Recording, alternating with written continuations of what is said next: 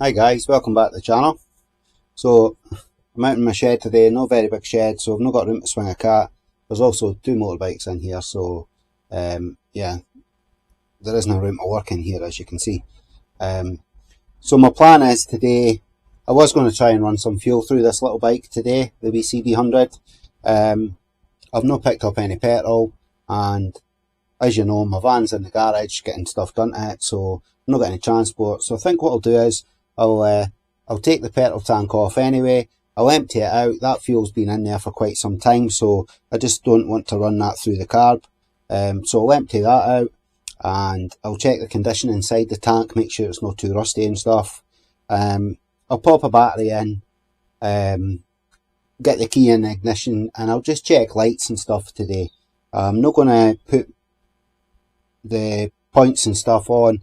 I also need to go to my lockup, which is it's not just round the corner, so I'll do that when I've got the van back, and I'll pick up the little external tank that you just float above the bike and run it through with the bike's petrol tank removed. So yeah, today, as much as I would like to try to start this, I'm just going to have to tinker with other things. So yeah, we'll get the bike back out the shed.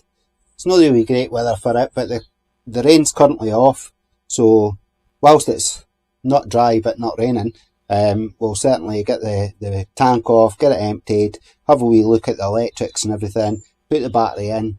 I'm not going to leave the battery in, because if I leave the bike for a week with the battery in, the chances are that if there's anything not quite right with the wiring, we might drain that battery. So we'll put it in for just now, and we'll check all the ignition, check the lights are all working, indicators, stuff like that. It'll give me a little bit of insight as well as to whether there's any wiring faults, or if I'm needing to buy any like simple bulbs or stuff like that. So yeah, let's get the bike out and start having a look.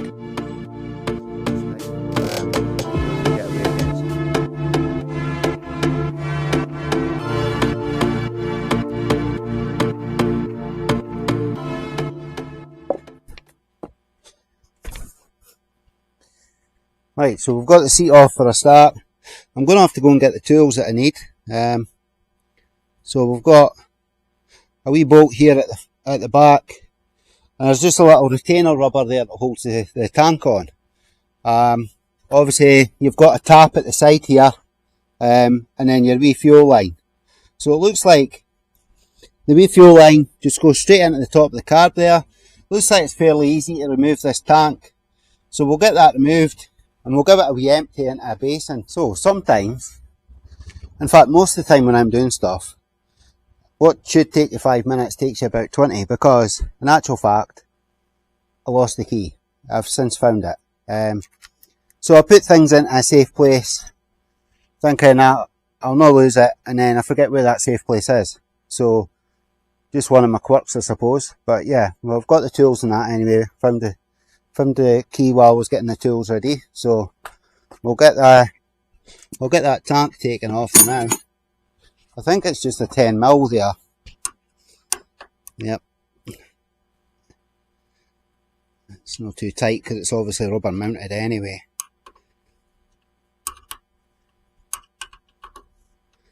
And like I say, I've not even looked inside this tank to see how much rust there is. I'll maybe do that first while the fuel's in it, see what it looks like.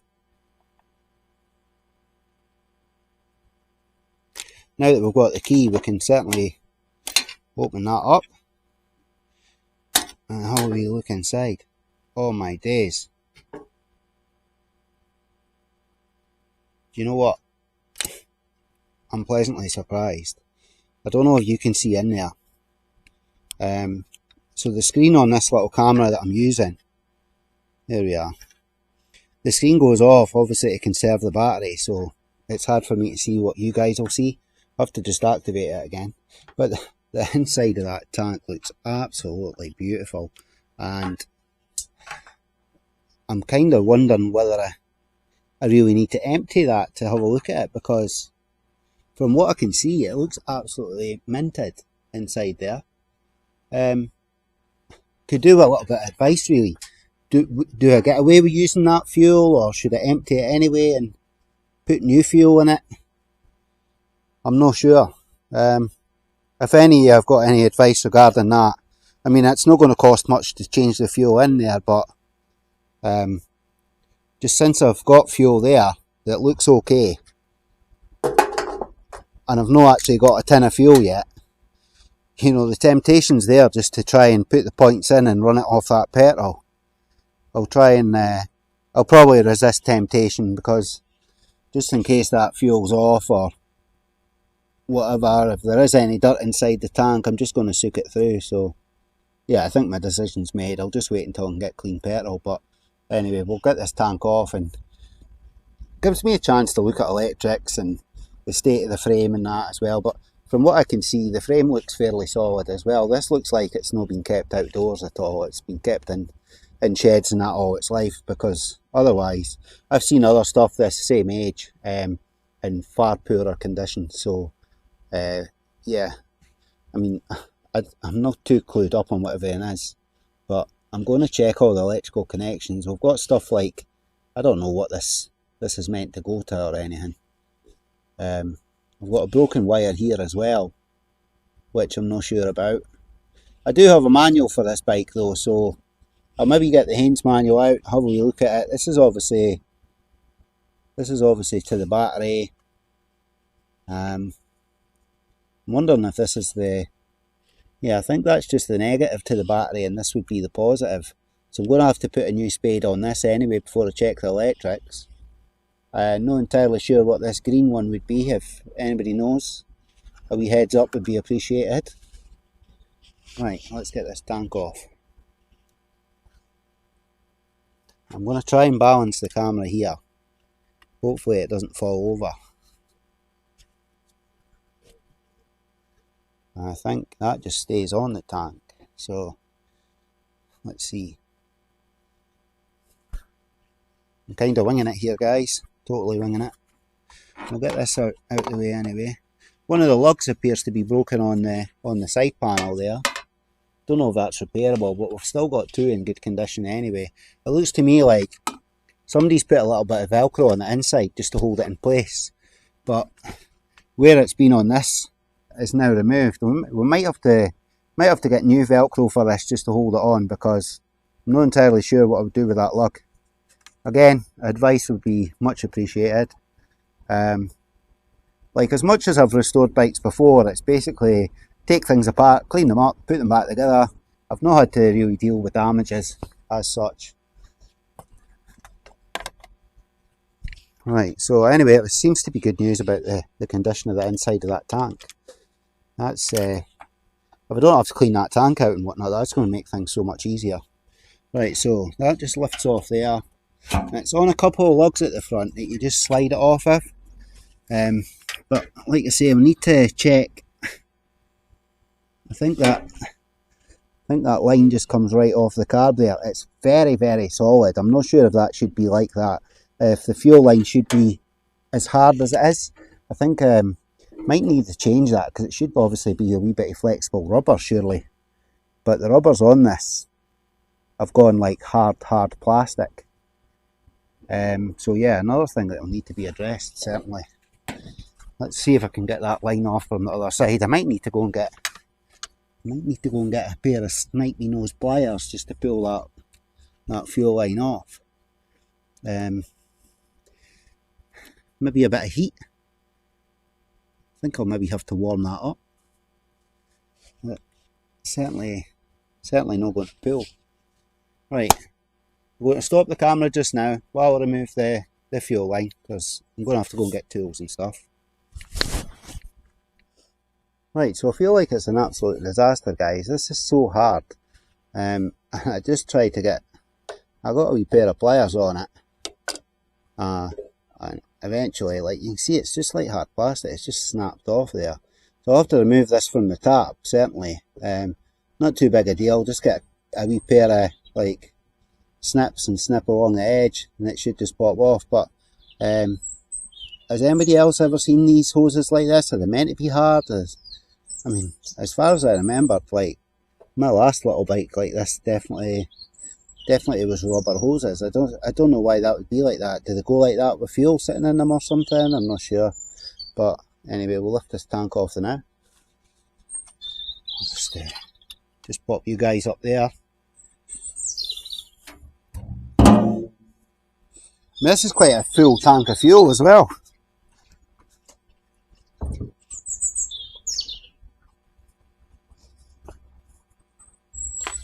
Right, so what we can see, I mean, you know, the temptation's certainly there to get this whole frame powder coated and everything, but I have to keep telling myself, maybe getting a wee bit carried away. I just want to have this running and get a wee play on it, to be honest. Everything seems connected in that here. So I'm going to have a wee bit of a look at that wire for the battery. And to be honest, I think I'm just going to go and get the battery, get it connected, and just turn the ignition on, see what the story is with regards to lights and stuff like that. It'd be interesting to see if the clocks still light up and that. So yeah, I'll go and get the battery, and then well, I'll sort that wire first, then I'll put the battery in.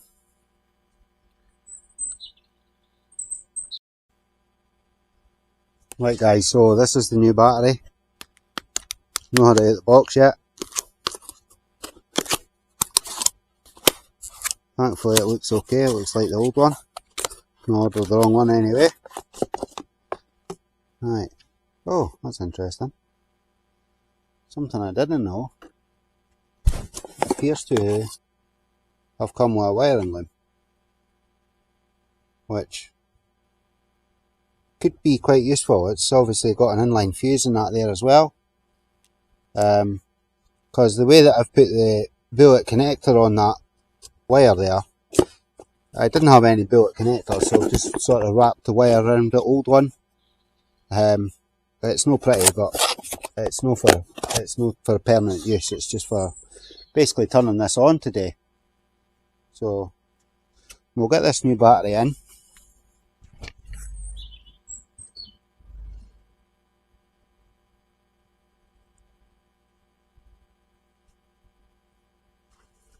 So another little mishap. Look at that rubber there. I'm going to have to try and cut that away so that I can get the bullet in. Yeah, nothing goes smoothly. Right guys, so what I've done, I've actually recorded all this already, but what I didn't realise, because I'm using this new camera, so it's a wee Shure camera. My mum and dad got me it at Christmas.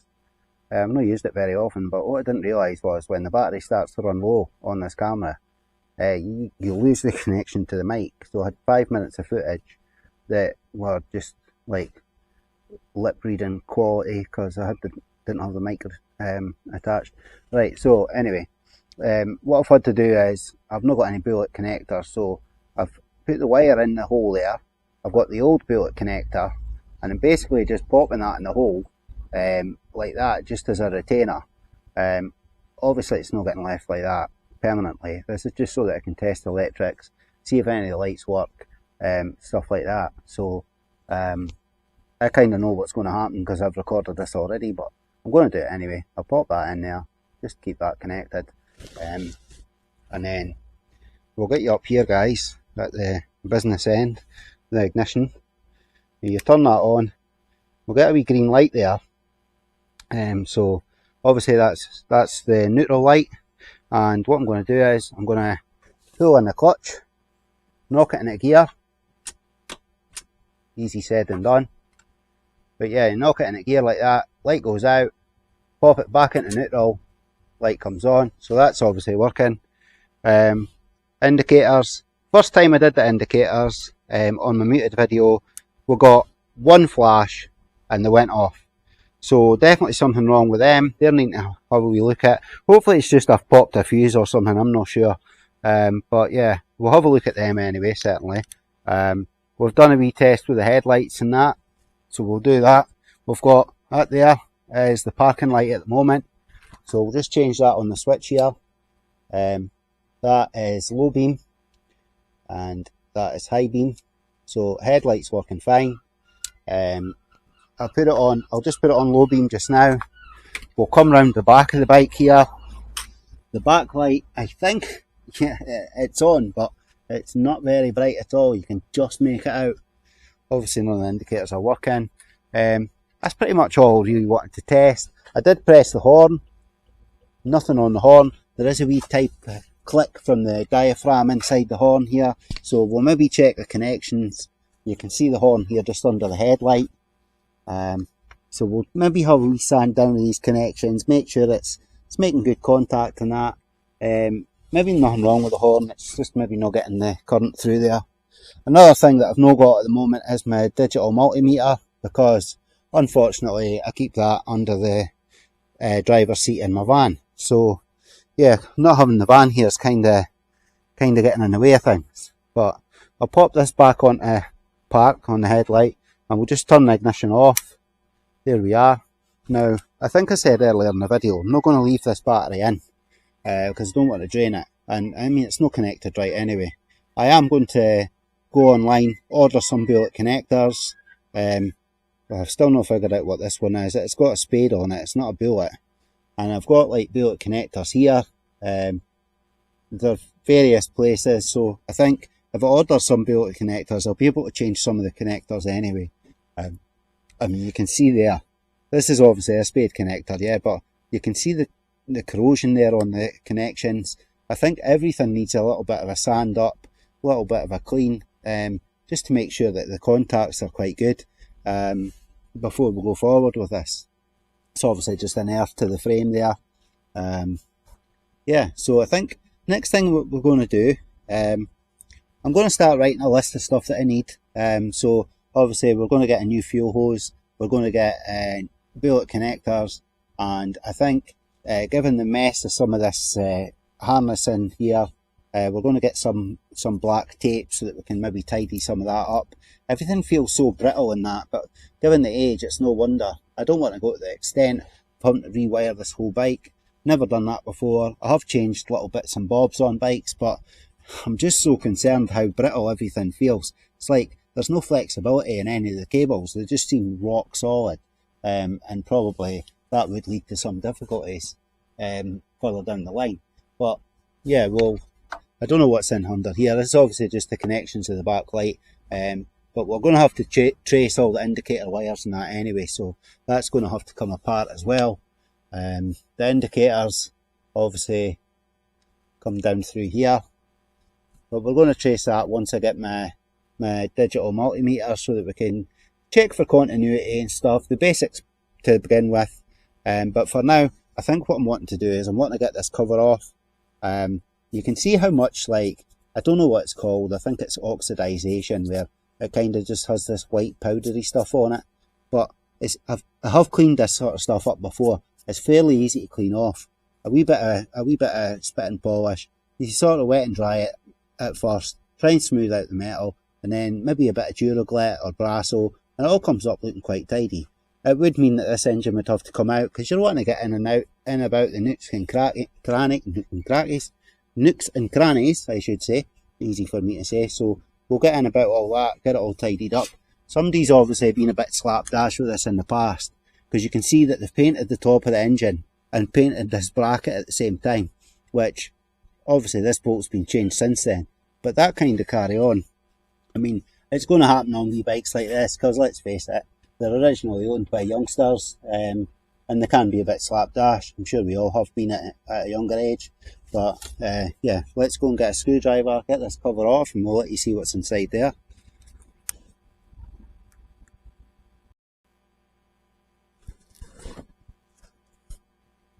I'll just make sure this is still connected, guys. I think it is. Let's hope we're still getting audio anyway. Right, so getting really annoyed with myself because my decent screwdriver set again is in my van. If I could punch myself in the face, I would. Like, I try and do things, and when my van's in the garage with all the shit that I need, so I keep swearing. I do apologise for that. I'm not a habitual bad language user. I'm just. And now I've got a crosshead screwdriver, Phillips screwdriver, whatever it is, that doesn't fit in these screws. So I'm going to have to go and have a rake in my shed, which isn't lit up, and on a day like this you can't see anything. So I'm just using the torch off my phone to try and find tools at the moment. So head back out, see if I've got a more suitable screwdriver that I can use on this. But yeah, this kind of stuff just delays the enjoying side of doing stuff like this. It's like when you lose your the 10mm socket. You know, that old joke. You put a tool down, you can't find it, and that's kind of where I am right now. So we'll stop the camera for the moment and I'll go and find a screwdriver that works. Right, I'm back again, guys. And luckily enough, I've actually found one that fits. So we'll get this cover off and have a wee look inside.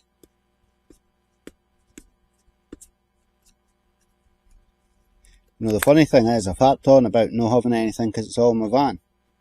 And I've just realised something when I was in my shed there. I talked about getting wet and dry sandpaper and kind of having a look at all the metal parts of this engine, try and clean them up. So the wet and dry sandpaper, guess where it is? It's inside my van. Why on earth do I keep everything in my van? It's kind of turning into a bit of a shed. Right. So I'm going to bring the camera around here, guys, and let you have a look at this. And just sort myself out here. Here we are. So this is the points here, just inside this bit. So they open and close, just like that. And obviously there's a spark in there, so that isn't actually circle, although it looks like it is circle. It's actually got a bit of a shape to it so that this cam here moves up and down. So as far as I remember, you have to set this up. There's a wee line there that you have to set up with there. But these screws at either side that hold this back plate, I'm sure what the issue was with this bike was that whole back plate was moving. And as a result, the spark was obviously out of line. And it was causing running issues, obviously. So yeah, I've actually got new parts for this. I've got new points, and that plate there, I've got a new one of them as well. So I'm not going to fit them today. I've been out here long enough. It's starting to get cold. I'm going to put that cover back on. Just wanted you guys to have a wee look in there. I don't know if everybody that's watching this knows what to expect. Obviously it's no electronic ignition bike of this age. I did say on part 1 of my video that this bike was a 1979. There was a couple of comments saying that the cb100n didn't come out until 1980. It got me thinking, and I thought, you know, I wonder actually if this is a 1980 and not a 79. So I looked at the V5C. That's what we've got here in the UK. That's the registration document for the vehicle. And it was actually registered in, I forget now, I think it was October 1979. So yeah, it just goes to show that this could be actually one of the first of this model. I can't remember the model's name beforehand. It was a K something, and it had a sort of rounder type tank. It's a wee bit different to what we've got on this bike. Actually, my honest opinion is it was a nicer looking bike, but this is what we've got and this is what we're playing with. So I think the engine's fairly similar. I think it's actually identical, if I'm honest. Obviously the barrel and head and everything, you can put a 125 on the cb100 engine, which is what I've done on the other one that I've got in the shed there. But yeah, we'll call it a day here, guys. I think I'm going to put that cover back on since I've not got anything to clean it up with just now. So yeah, that's what the points look like inside. I didn't realise, just dropped the screw there, I didn't realise there's actually a wee gasket on this. You see it there? That's the wee gasket for it. Obviously you're not wanting any moisture in there, so it makes sense. But yeah, I'm not happy with the screws here on the top of the engine. You can actually see how rusty they look. I mean, if I go taking this head off, cleaning that all up, certainly not going back in with these screws. You want it to be a wee bit shiny, yeah. Well, it's probably just the OCD side in there. It'd probably be fine if we touch up a paint, but yeah, well, I'll worry about that later. Yeah, I'll get this cover back on and then take it from there.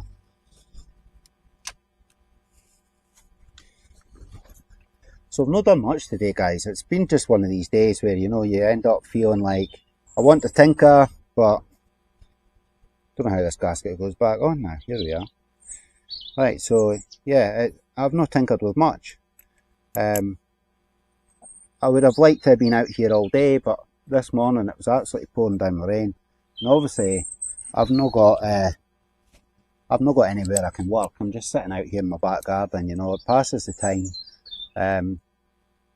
I mean, I have got the walk up where I've got the big bikes, but there wasn't space to have this in there as well. So, like I say, I just tinker with the wee bikes at the back of the house here.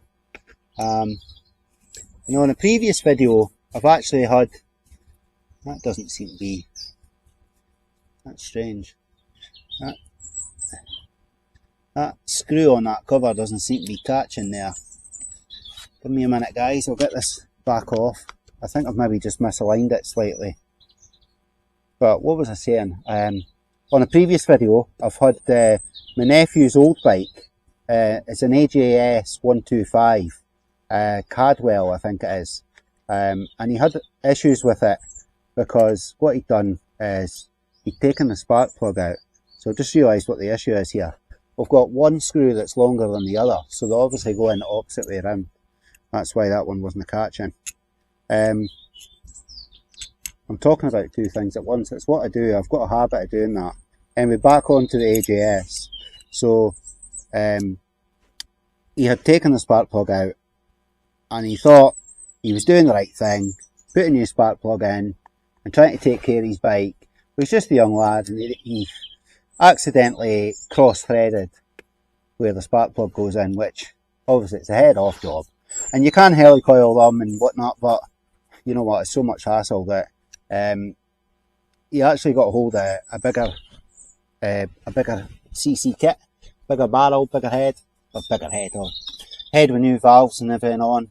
And we put it together, and on one of my videos I did get it running, but there was an issue where it's like a woodruff key that holds it all together, and for some reason that had come out. But he basically gave up on the AJS, which is the other bike that I've got here now. He gave up on it and went and bought some little plastic 125 race rocket thing. I don't even know what it is. It's been on another one of my videos while he gave it a service as well. So yeah, you could have a look at that. But I don't even know where I was going with this story now. But yeah, I think I was just getting to the point that that's another bike that will need my attention after I finish playing about with this. But that's way down in the future, because this summer I want to be playing on this little bike for sure. So anyway, we'll probably just call it a day there, guys. Going to tidy all up, want to get in, get my tea. It is freezing cold out here as well. So thanks for watching. Please hit the like and subscribe, and we'll see you on the next video hopefully. Bye for now.